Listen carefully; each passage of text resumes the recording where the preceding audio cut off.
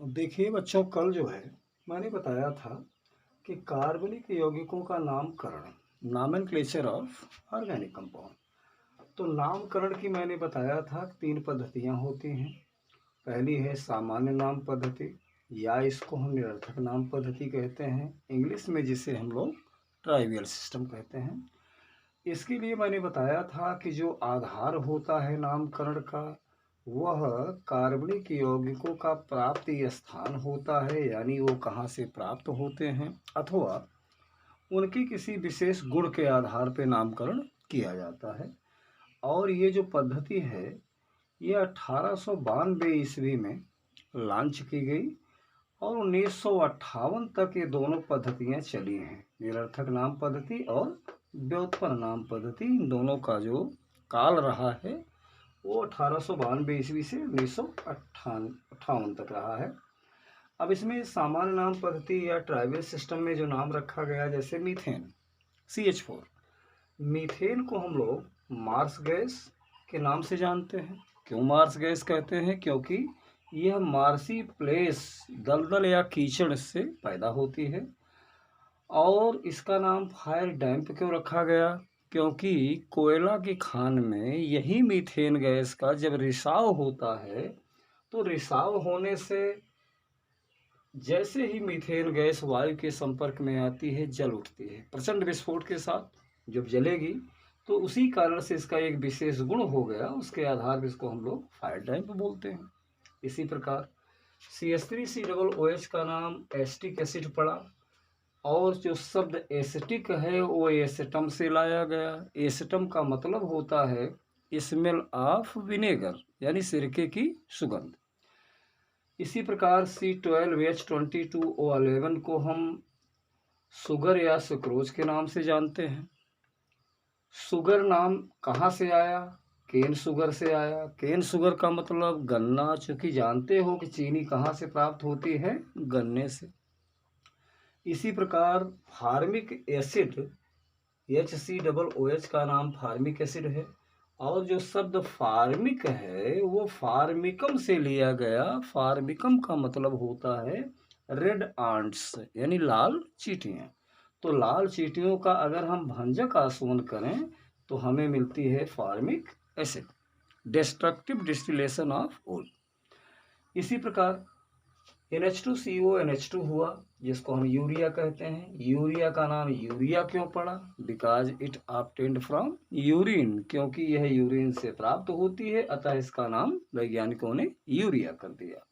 तो प्रारंभ में जो यौगिक जहाँ से प्राप्त किए गए, उसी के आधार पर उनका नामकरण कर दिया गया। इसी प्रकार C2H5OH को हम लोग एथिल अल्कोहल, रासायनिक नाम, लेकिन इसको हम ग्रेन अल्कोहल के नाम से भी जानते हैं। ग्रेन कहाँ से आया? ग्रेन का मतलब होता है फूड मटेरियल, यानी खाद्य पदार्थ। तो जो अल्कोहल शराब का मुख्य अवयव होता है, वो कहीं न कहीं खाद्य पदार्थों से प्राप्त किया जाता है। तो ये तो आधार था जो मैं कल के वीडियो में बता चुका आपको। व्युत्पन्न नाम पद्धति में मैंने कल आपको बताई थी डेराइव्ड सिस्टम में, जिसमें आधार ये होता है कि किसी समजातीय श्रेणी का प्रथम या द्वितीय सदस्य को लिया जाए और बारी बारी से उसके हाइड्रोजन परमाणुओं को हटा करके कोई यौगिक समूह लगाया जाए। तो जो लगाया जाए उसका नाम पहले लिखा जाता है, मतलब प्रीफिक्स के रूप में, पूर्वलग्न के रूप में, और जो कंपाउंड में लगाया जाएगा उस कंपाउंड का नाम सफिक्स के रूप में लिखते हैं, यानी अनुलग्न के रूप में। इस प्रकार से आपने देखा है कि मीथेन का जो संरचना सूत्र होता है वो CH4 होता है। एक मीथेन के अणु में हाइड्रोजन के कितने परमाणु होते हैं? 4। तो अगर 4 परमाणु में एक हाइड्रोजन, दूसरा हाइड्रोजन, तीसरा हाइड्रोजन, चौथा हाइड्रोजन, बारी बारी से अगर हम चारों हाइड्रोजन को मेथिल द्वारा प्रतिस्थापित कर दें, हटा दें, तो आपको मिलेगा, क्या लगाया मैंने? मेथिल। कितना लगाया? 4। इसलिए आया शब्द कौन सा? Tetra methyl. इस C3 का नाम होता है, और किस में लगाया? मीथेन में, नाम हो गया टेट्रा मेथिल मीथेन। इसी प्रकार एसिटिलीन एल्काइल श्रेणी का द्वितीय सदस्य है जो अस्थायी होता है, और इसमें से अगर हम इस प्रकार से यहाँ पर देखिए, अगर ये एसिटिलीन, अभी ये एसिटिलीन हो गए, हम क्या करेंगे, एक हाइड्रोजन को यहाँ से हटा करके लगा क्या दिया, CH3। अगर CH3 लगा दिया तो मैंने जो लगाया उसका नाम पहले लिख दिया, पूर्व लग्न के रूप में लगाया हमने CH3 को। CH3 को कहा जाता है मेथिल।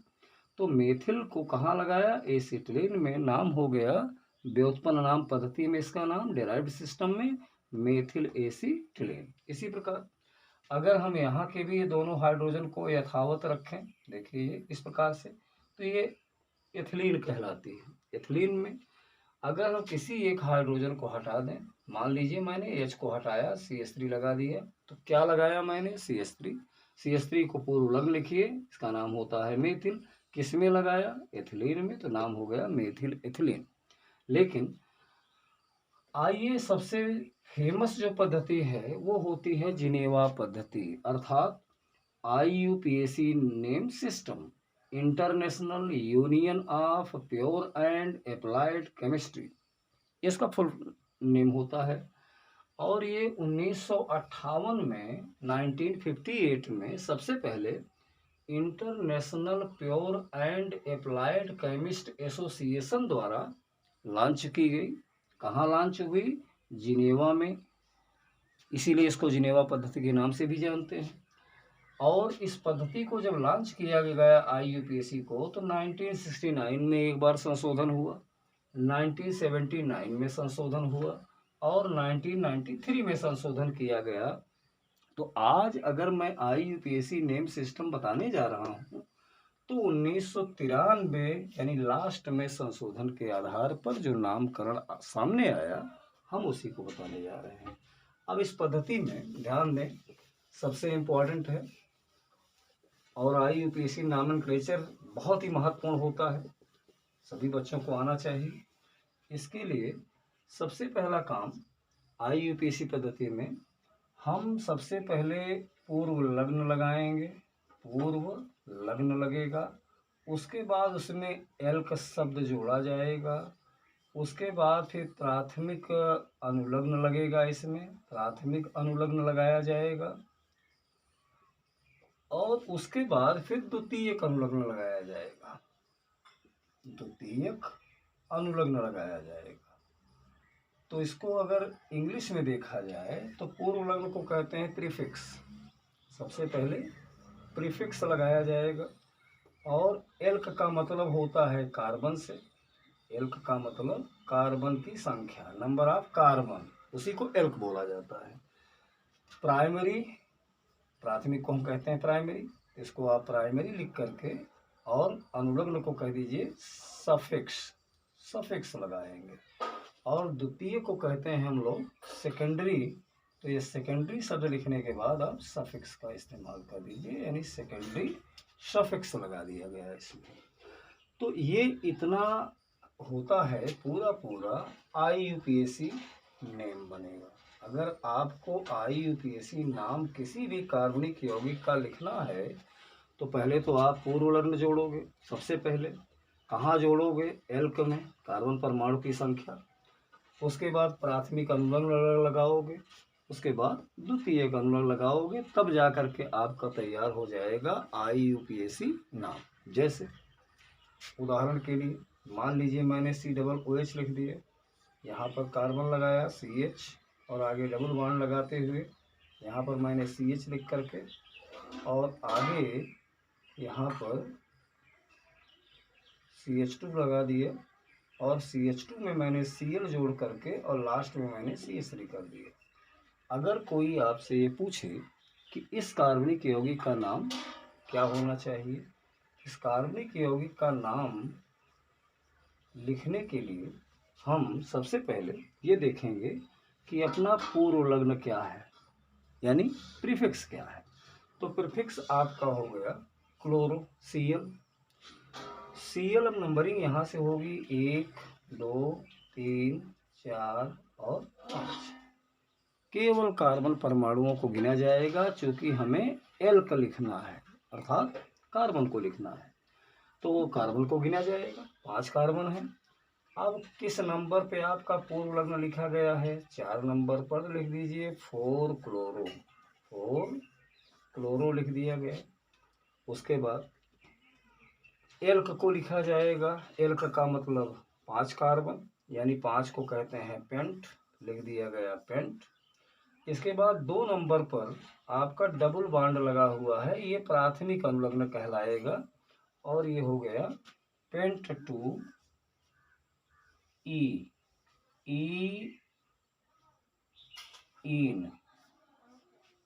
डबल बॉन्ड को हम ईन कहते हैं, और इसका जो द्वितीयक अनुलग्न बना वो आपका है ओइक एसिड, तो इसमें हो गया ओइक एसिड। और अगर ये ध्यान देना है ये कि अगर ये ओइक का पहला शब्द ओवेल से शुरू है, यानी स्वर अक्षर से, तो ये टर्मिनली कट जाता है।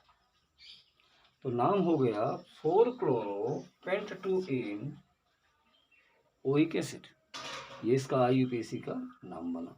तो कुल मिला करके IUPAC नाम है तो बहुत आसान, लेकिन इसमें ये कंडीशन आपको याद रखनी पड़ेगी कि सबसे पहले पूर्वलग्न, उसके बाद एल्क, फिर प्राथमिक अनुलग्न प्लस द्वितीयक अनुलग्न। अब जैसे और उदाहरण द्वारा देखें, मान लिया जाए कि इस प्रकार से CH3, CH, आगे CH3, CH2OH। अगर यह नाम किसी ने कहा कि इसका IUPAC नाम बताओ, तो सबसे पहले तो हम क्या करेंगे, कार्बन परमाणु की सीधी श्रृंखला ले लेंगे, 1, 2 और 3। यह कार्बन चूंकि चेन के रूप में है नहीं गिना जा सकता, और अगर मान लीजिए आप 2 के बाद तीसरा इसको देते हैं तो ये छूट जाएगा। कहने का मतलब कि टोटल कार्बन परमाणु की संख्या 3 ही मानी जाएगी। अगर 3 मानी गई तो 2 नंबर पे आपका CH3 ये गिना नहीं गया, तो इसको पूर्वलग्न मान लिया जाएगा। तो ये हो गया 2 मेथिल, 2 मेथिल हो गया, 2 मेथिल हुआ। उसके बाद 3 कार्बन अगर हैं तो ये प्रोप आएगा, प्रोप। और प्रोपेन में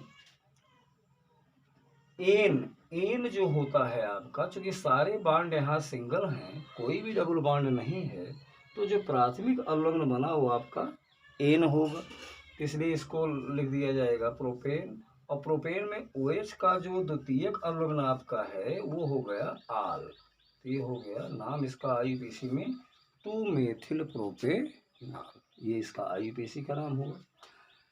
इस प्रकार से अगर हम IUPAC नेम का और उदाहरण आगे देखें, तो जैसे CH3, CH double bond CH, CH3।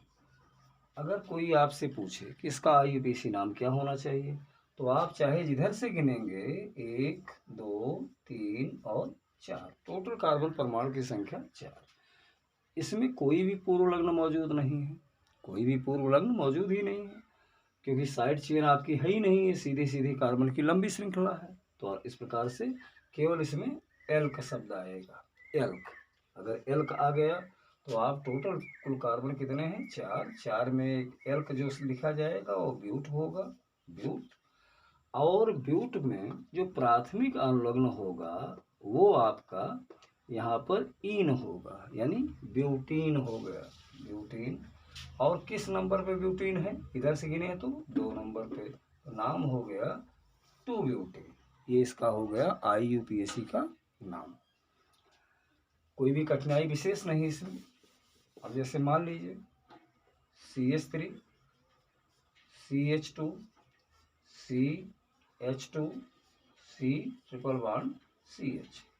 अब इस कंपाउंड को देखा जाए, इसका IUPAC नेम लिखने के लिए, तो जाहिर सी बात है हमारा डबल बॉन्ड ट्रिपल बॉन्ड आपका यहाँ से है, तो नंबरिंग आप यहाँ से करिए 1, 2, 3, 4, 5। पहले तो टोटल कार्बन, एल्क का मतलब होता है कार्बन परमाणु की संख्या, तो हमारे पास संख्या कितनी मिली, 5। अगर 5 मिल गई तो हम पेंट लिख देंगे, पेंट। उसके बाद 1 नंबर पे इधर जा रहे हैं, तो 1 नंबर पे ट्रिपल बॉन्ड है, तो पेंट 1 आयन, YNA, यानी प्राथमिक अनुलग्न आपका ट्रिपल बॉन्ड हुआ आयन, और द्वितीयक अनुलग्न यहाँ है ही नहीं। तो जब द्वितीयक अनुलग्न नहीं है तो नाम हो गया पेंटोवानाइन। अब चूंकि 1 को लिखा नहीं जाता इसलिए इसको हम सीधा सीधा इसको कह सकते हैं पेंटाइन, पेंटाइन इसका IUPAC नाम बना। क्योंकि अगर एक नंबर पे कोई बॉन्ड होता है तो एक नंबर को जनरली लिखा नहीं जाता, इस प्रकार से इसका नाम बन गया पेंटाइन। तो किसी भी कंपाउंड का IUPAC नेम लिखने के लिए हम लोग इस प्रकार से एक लाइन में लिखा जा सकता है। पूर्व लग्न लिखिए, एल्क लिखिए, प्राथमिक अनुलग्न लगाइए और द्वितीयक अनुलग्न लगाइए। जैसे इस कंपाउंड में CH3 CHOH CH2 CH2 CH2 COOH इस प्रकार का कोई कंपाउंड है। इसमें साफ जाहिर है कि OH यहाँ पर क्या होगा, पूर्व लग्न होगा। पूर्व लग्न अगर है तो हम सबसे पहले इसका नाम लिखेंगे, लेकिन पहले तो कार्बन को नंबरिंग कर लीजिए 1 2 3 4 5 और 6। टोटल कार्बन कितने हुए 6, और 6 में 5 नंबर पर OH लगा है। OH को हम जब पूर्व लग्न के रूप में लिखते हैं तो इसका नाम हाइड्रॉक्सी लिखा जाता है। तो ये हो गया 5 हाइड्रॉक्सी, 5 हाइड्रॉक्सी हो गया। अब 5 हाइड्रॉक्सी यानी हाइड्रॉक्सी तो OH को बोलते हैं, और 5 क्यों लिखा गया, क्योंकि 5th नंबर कार्बन पर ये मौजूद है। 5 हाइड्रॉक्सी हो गया। उसके बाद टोटल कार्बन कितने हैं 6, ये हो गया हेक्स, HEX हेक्स। अब हेक्सेन एन आपका बनेगा, चूंकि सारे बांड यहाँ सिंगल हैं तो प्राथमिक अनुलग्न के रूप में क्या लिखेंगे एन। हेक्स कार्बन की संख्या है और एन जो लगाया गया वह सिंगल बांड को देखते हुए लगाया गया है, क्योंकि कहीं डबल और ट्रिपल बांड मौजूद नहीं है। तो हेक्सेन हो गया। अब हेक्सेन में द्वितीयक अनुलग्न हमको लिखना है COOH का नाम। तो COOH का नाम होता है ओइक एसिड, इसके पहले वाले में बताए थे ओइक एसिड।